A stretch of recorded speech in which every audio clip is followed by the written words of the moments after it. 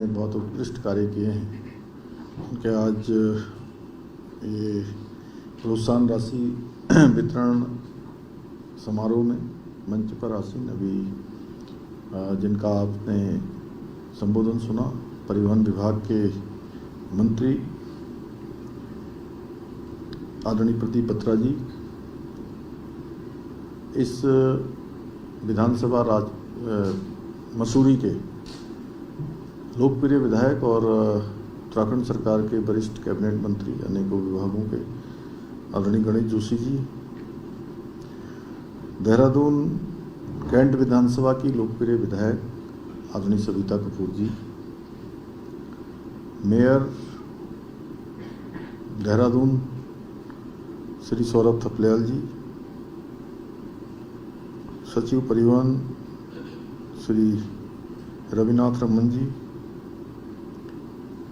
यहाँ उपस्थित हमारे उत्तराखंड सरकार के महानुभाव श्री अशोक वर्मा जी, हमारे जगाती जी, रीना जी और सभी अधिकारी सनत जी से लेकर हमारे संजय जी समेत सभी उपस्थित जिलों से आए हुए, यहाँ से आए हुए और जिनके निमित्त आज का ये कार्यक्रम हो रहा है, ऐसे सभी वाहन स्वामी एवं सभी अतिथिगण, मैं आप सभी का आज इस अवसर पर मुख्य सेवक सदन में आप सभी का स्वागत करता हूं, आप सभी का अभिनंदन करता हूं और आप सबके बीच में उपस्थित होकर मुझे अत्यंत प्रसन्नता हो रही है कि आज आप सभी को यहाँ पर प्रोत्साहन राशि का वितरण हो रहा है, क्योंकि आप सभी ने मिलकर प्रदेश को स्वच्छ, सुंदर और पर्यावरण के अनुकूल बनाने की दिशा में एक बहुत बड़ा और निर्णायक काम आगे बढ़ाया है। निर्णायक कदम हम सब ने मिलकर आगे बढ़ाया है।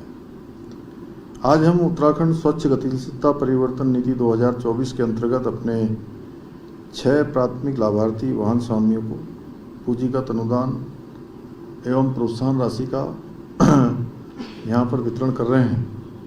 मैं आप सभी लाभार्थियों को जिनको आज अनुदान मिल रहा है, उन सभी को अपनी ओर से हृदय से आप सबको बधाई देता हूँ, आप सबको शुभकामनाएं देता हूँ और आप सभी आने वाले समय के भी लोगों के लिए प्रेरणा का काम करेंगे, लोगों के लिए प्रेरक होंगे और आपके आज इस सम्मान से, आपके प्रोत्साहन से अन्य लोगों को भी इस दिशा में काम करने की बहुत प्रेरणा मिलेगी।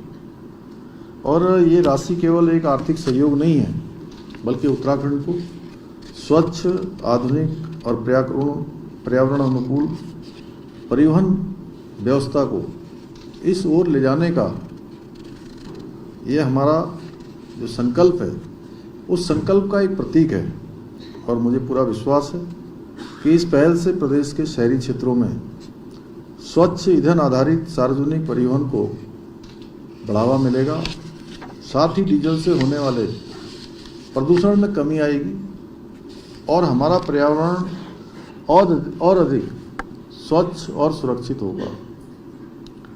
साथियों, आज पूरा विश्व जलवायु परिवर्तन का जो एक बड़ी चुनौती हमारे सामने है, उस चुनौती का सामना कर रहा है। आप देख रहे होंगे, कभी बरसात ज़्यादा होती है, कभी कम होती है, कभी वर्षा काल में सूखा हो जाता है, सर्दियों में गर्मी होने लगती है, गर्मियों में गर्मी का एहसास नहीं होता है, अचानक बादल फटने लगते हैं, कहीं एकदम से हिमस्खलन होने लगता है, कहीं पर लैंडस्लाइड हो जाता है। तो ये सब आज जो ग्लोबल वार्मिंग है, जलवायु परिवर्तन है, उसका ये प्रत्यक्ष जो दुष्प्रभाव है वो हमारे सामने आज हम उसका सामना कर रहे हैं। और विकास भी कैसा होना चाहिए, ये भी हमारे लिए बहुत बड़ी चुनौती होता है। पूछते हैं लोग कि भाई इतना निर्माण कार्य हो रहा है, बिल्डिंगें बन रही हैं, भवन बन रहे हैं, गाड़ियाँ चल रही हैं, कल कारखाने चल रहे हैं, एसी चल रहे हैं दुनिया भर के, तापमान तो वैसे ही बढ़ जाता है। अभी तक जो है ज्ञान विज्ञान, science and technology, innovation, research, इन सब ने हमको जो है बहुत सारी सुविधाएं तो दे दी हैं, भौतिक रूप से दे दी ना। देखिए बाहर टेम्परेचर 35-40 हो रहा है, हम लोग अभी यहाँ पर 20 में होंगे। तो रमन जी कितने में होंगे? 20-22 में होंगे। तो कितना अंतर है? 15-20 डिग्री का अंतर है। तो कहीं ना कहीं तो बैलेंस होगा उसका। ये हमको विज्ञान ने दिया है, लेकिन प्रकृति ने वो दिया है जो बाहर है। तो विज्ञान हमको सुविधाएं दे रहा है, लेकिन उसके जो दुष्परिणाम आ रहे हैं उसका कोई रास्ता अभी हमारे सामने ऐसा नहीं है कि जो रिमोट कंट्रोल दबाया, जैसे एसी ऑन हो गया वो भी ऑन हो जाएगा। उसका रास्ता हमारे पास ही है कि कैसे हम पर्यावरण संरक्षण करेंगे, कैसे हम जो विकास का मॉडल है उसमें बैलेंस करेंगे, कैसे इकोलॉजी और इकोनॉमी दोनों को बैलेंस करेंगे। हमें इकोलॉजी भी चाहिए, क्योंकि इकोलॉजी है तो जीवन है, इकोलॉजी है तो स्वच्छता है, इकोलॉजी है तो अच्छा पर्यावरण है, इकोलॉजी है तो अच्छी हवा है, इकोलॉजी है तो अच्छा जल है, और इकोलॉजी है तो अच्छा जीवन है। इकोलॉजी नहीं है तो फिर इकोनॉमी कितनी भी बढ़ जाएगी तो क्या करेंगे? तो इसलिए दोनों में बैलेंस करना है, और ऐसे समय में हमारी सबकी जिम्मेदारी है कि इसमें जो भी योगदान हम दे सकते हैं हमको देना चाहिए। अभी हमने देखिए हरेला पर्व मनाया। हरेला पर्व में एक दिन में लगभग हमने 12-13 लाख पौधों का रोपण किया हरेला के दिन 16 तारीख को, जो अपने आप में एक बड़ा रिकॉर्ड है। और आदरणीय प्रधानमंत्री मोदी जी ने जो एक पेड़ माँ के नाम जो अभियान पूरे देश को समर्पित किया है, उसमें भी हमारे यहाँ अभी तक 1 करोड़ 15 लाख से ज़्यादा पौधे रोपित हो चुके हैं, और 12 लाख 15 लाख इसमें और जुड़ गए होंगे हरेला के दिन। तो वो संख्या हमारी लगभग 1 करोड़ 30 लाख पहुंच जाएगी। इसलिए हम सब की जिम्मेदारी है कि हम इसमें अपनी भागीदारी करें, क्योंकि विकास भी तभी सार्थक है जब वो प्रकृति के साथ सामंजस्य स्थापित करते हुए अपनी आने वाली पीढ़ियों के लिए एक सुरक्षित और स्वच्छ भविष्य उनके लिए हम छोड़कर जाएं, उनको विरासत में दें। और आदरणीय प्रधानमंत्री जी का स्पष्ट मानना है कि पर्यावरण संरक्षण के बिना सतत विकास की कल्पना संभव नहीं है। इसलिए आज आदरणीय प्रधानमंत्री जी के कुशल मार्गदर्शन में आज भारत वैश्विक मंचों पर हरित ऊर्जा और सतत विकास का नेतृत्व कर रहा है। चाहे वो वर्ष 2070 तक नेट जीरो उत्सर्जन का हमारा राष्ट्रीय लक्ष्य हो, life style for environment life के माध्यम से पर्यावरण अनुकूल जीवन शैली को जन आंदोलन बनाने का अभियान हो, घर घर तक जागरूकता ले जाने का अभियान हो, पीएम ई बस सेवा के जरिए स्वच्छ सार्वजनिक परिवहनों को बढ़ावा देना हो, देश भर में सौर ऊर्जा और अन्य अक्षय ऊर्जा स्रोतों का तीव्र विस्तार हो। आज भारत पूरी दुनिया के सामने पर्यावरण संरक्षण और विकास का एक संतुलित मॉडल प्रस्तुत कर रहा है, जिसको पूरी दुनिया आज एक आदर्श रूप में देख रही है। और पूरी दुनिया के अंदर ये संदेश भी जा रहा है कि भारत केवल अपनी चिंता नहीं कर रहा है, ये ऋषियों का, मुनियों का, तपस्वियों का, बड़े बड़े धर्माचार्यों का देश है। इस देश ने पूरे विश्व को, विश्व बंधुत्व की भावना को भी, हमारी जो संस्कृति है उसको भी आगे बढ़ाने का काम यहाँ से हुआ है। इसीलिए हमारी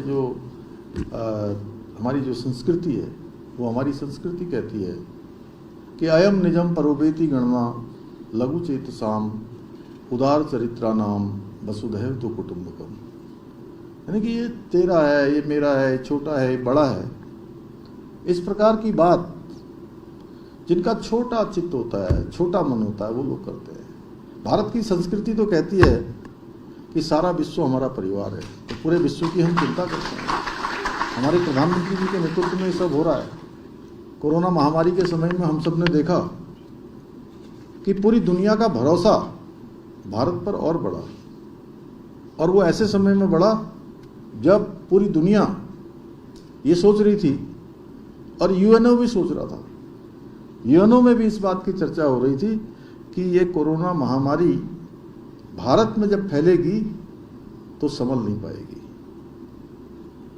बहुत भयावह हो जाएगी, भारत पूरी दुनिया के लिए जिम्मेदारी बन जाएगा। लेकिन जहां हम सब लोगों ने मिलकर इस चुनौती का सामना हमारे प्रधानमंत्री मोदी जी के नेतृत्व में किया, वहीं भारत की सरकार ने, भारत के वैज्ञानिकों ने एक साथ, एक नहीं दो स्वदेशी निर्मित वैक्सीन का आविष्कार किया, निर्माण किया।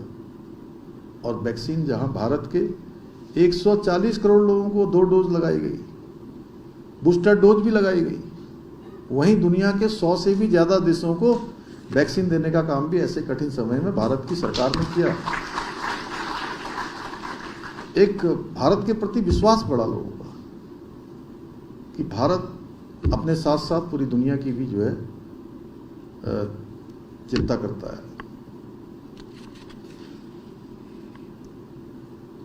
और साथियों, यदि मैं उत्तराखंड की बात करूं तो ये हमारे लिए ये विषय और भी अधिक महत्वपूर्ण हो जाता है, पर्यावरण संरक्षण का, क्योंकि हमारा प्रदेश हिमालय की गोद में बसी हुई वह पावन देवभूमि है जहाँ से यमुना और गंगा जैसी पवित्र नदियों का उद्गम स्थल है, और अनेकों नदियां हमारे यहाँ से सदा नीरा जो 12 महीने जल और जीवन देने का काम करती हैं, और पूरे देश को किसी न किसी दृष्टि से समृद्धि देने का काम करती है।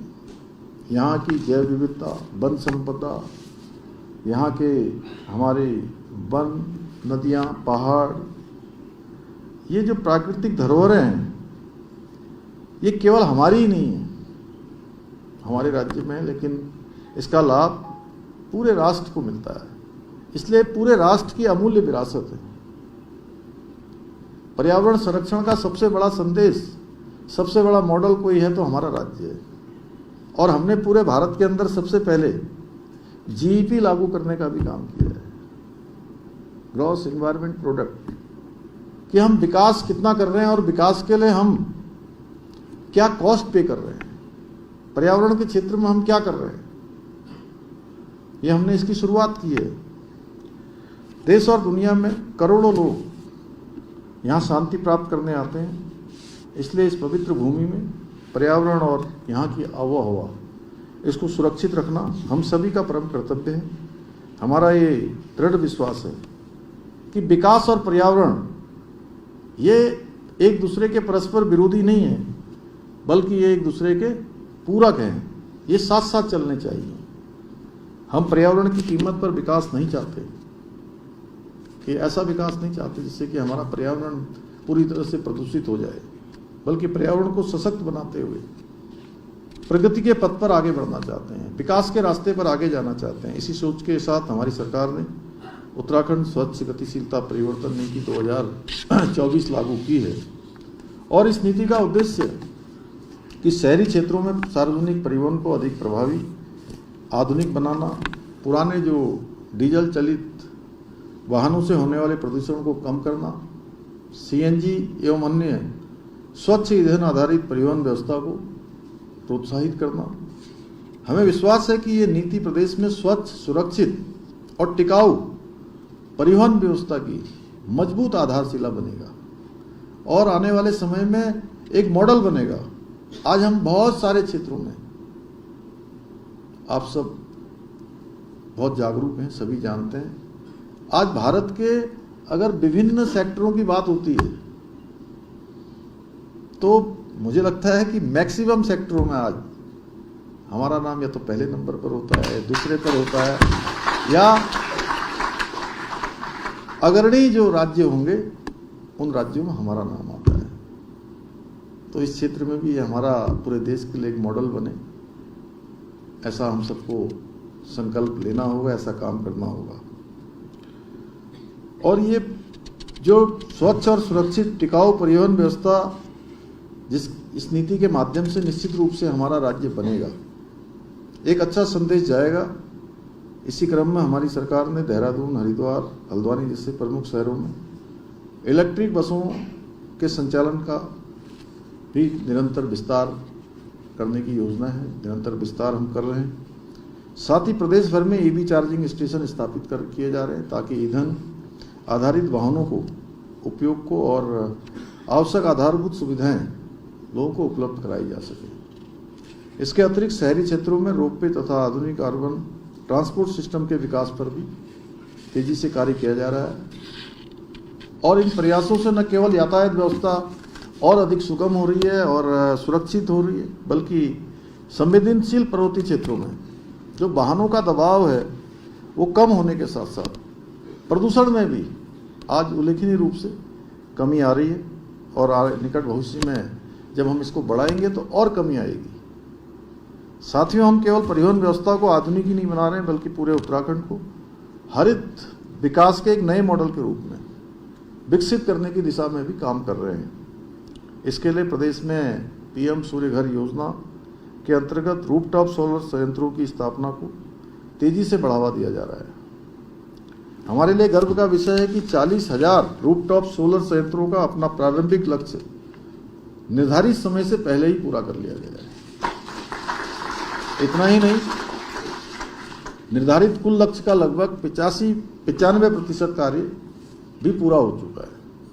हमारा लक्ष्य है उत्तराखंड स्वच्छ ऊर्जा, हरित परिवहन और सतत विकास के क्षेत्र में देश के अग्रणी राज्यों में अपनी पहचान स्थापित करे, एक मॉडल हमारा बने।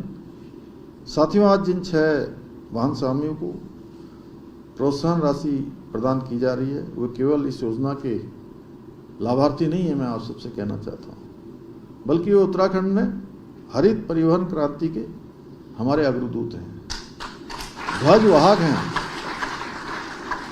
आप से शुरुआत हुई है और ये क्रम हमारा तेजी से आगे बढ़ेगा।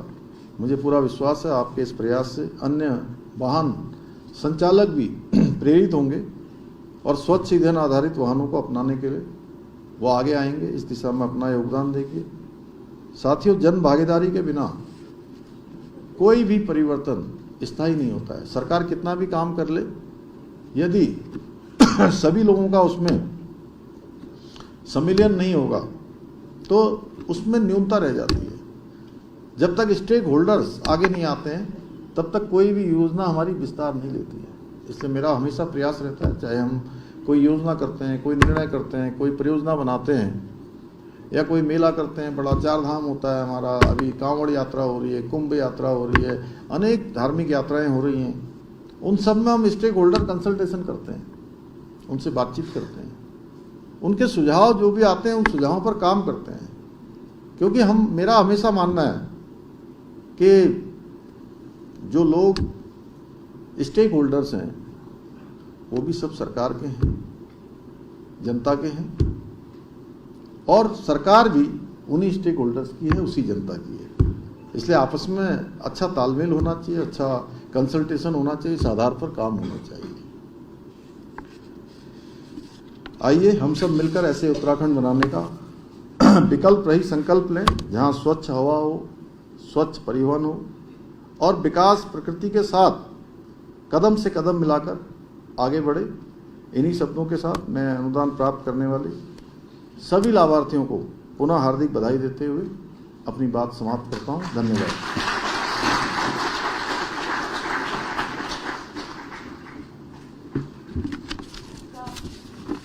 आपका बहुत बहुत धन्यवाद। इसके पश्चात माननीय मुख्यमंत्री महोदय द्वारा लाभार्थियों को सब्सिडी चेक वितरण के लिए मैं मंच पर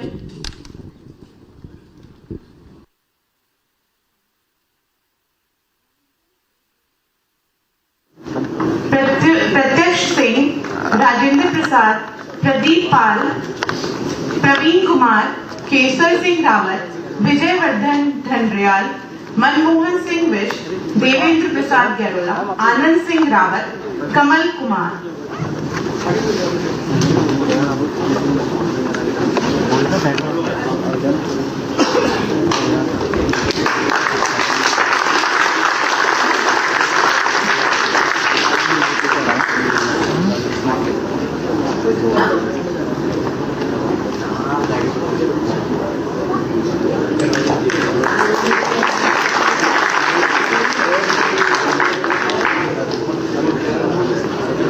बिजी बिजी बिठा दो।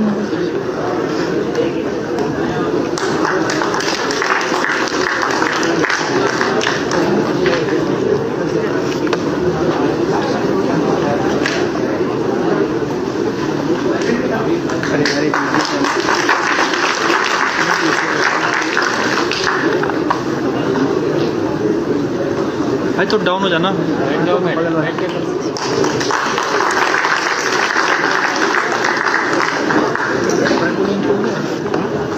आप सभी 11 लोग जो हैं वो एक साथ यहाँ पे मंच पे आमंत्रित हो जाएं ग्रुप फोटो के लिए। इसके बाद महेंद्र सिंह जी, प्रत्यक्ष सिंह, राजेंद्र प्रसाद, प्रदीप पाल, प्रवीण कुमार, केशर सिंह रावत, विजय वर्धन ढंडरियाल, मनमोहन सिंह विश्व, देवेंद्र प्रसाद गैरोला, आनंद सिंह रावत एवं कमल कुमार। वहाँ कैसे करेंगे?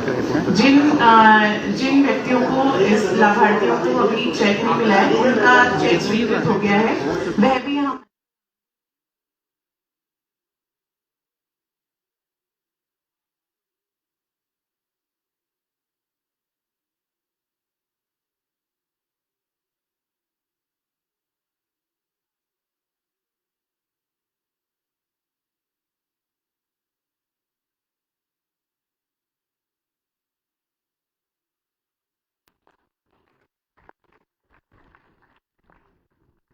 मुख्य सेवक सदस्य